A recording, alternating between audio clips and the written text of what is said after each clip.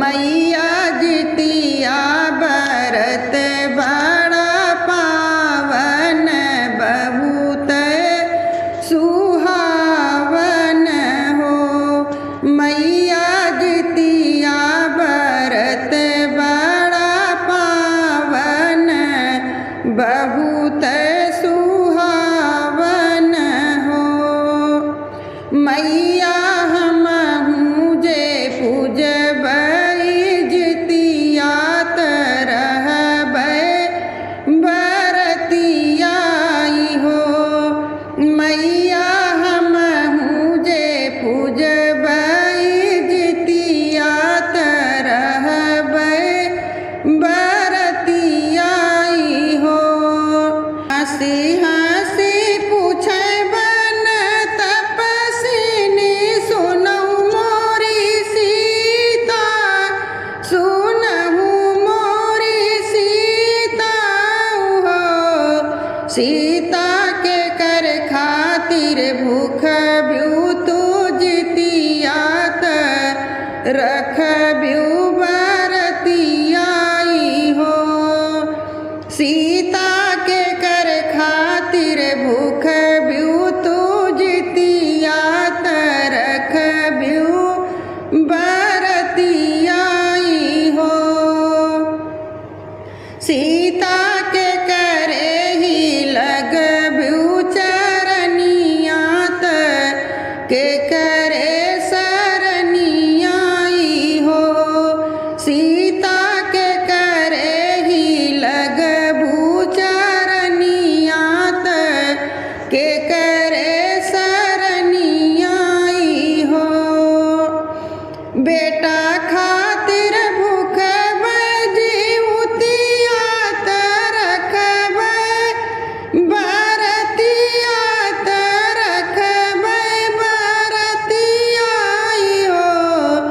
मैया बेटी खातिर मंगबै आशीषिया लगबै सरनियाई हो। मैया बेटी खातिर मंगबै आशीषिया लगबै चरनिया लगबै सरनियाई हो। कहवा से गोबर मगैबू अँगना लिपैबू अँगना लिपैबू हो। सीता कहवा पे असना लगैबू जितिया माई के पूजबू हो। सीता कहवा पे असना लगैबू जितिया माई के पूजबू हो। गैया के गोबर मगैबै अँगना लिपै